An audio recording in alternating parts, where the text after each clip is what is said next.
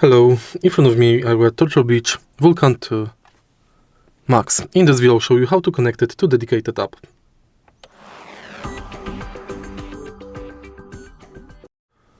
In the beginning, on your PC, make sure that your keyboard is connected and then go to Turtle Beach. Go to Downloads and select Product Type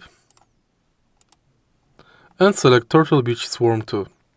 Download it and then install it.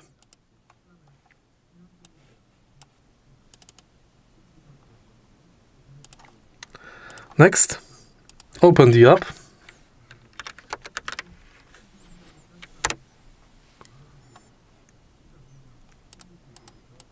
Agree.